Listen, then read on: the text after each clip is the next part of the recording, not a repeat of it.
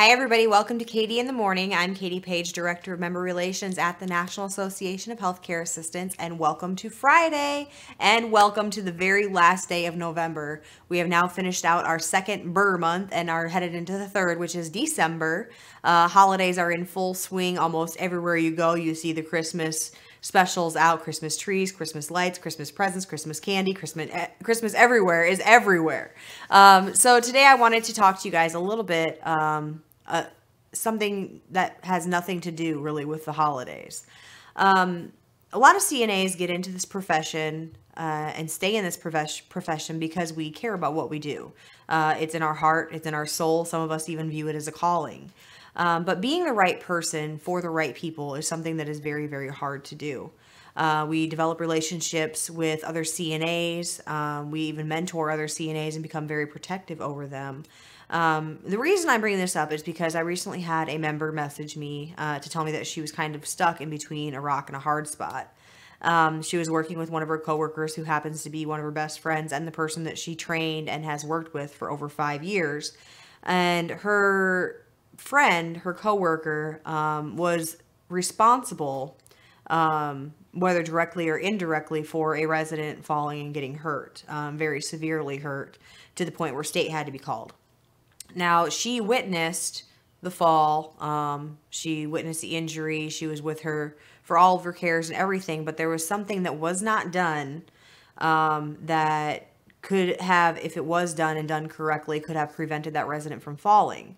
Now, the point where she is at right now is in between the rock and the hard spot, is because her coworker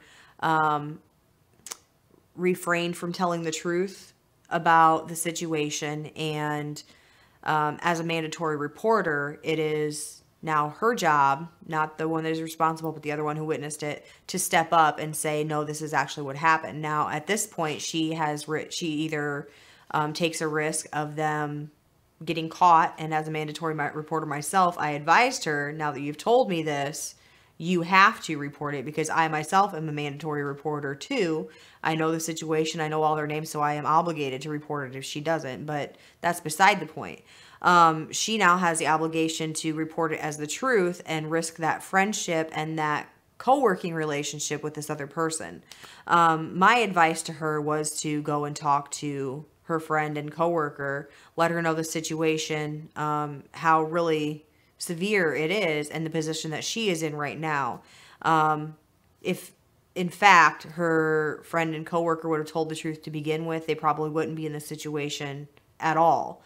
But being the right person for the right people isn't necessarily mean that you are the right person for your coworkers and friends, but the people you take an oath to care for. The people that you train need to know, no gray area at all, that if something is not done correctly and it causes a fall or an injury or is out of care plan, you get caught, you have to tell the truth. You cannot fib.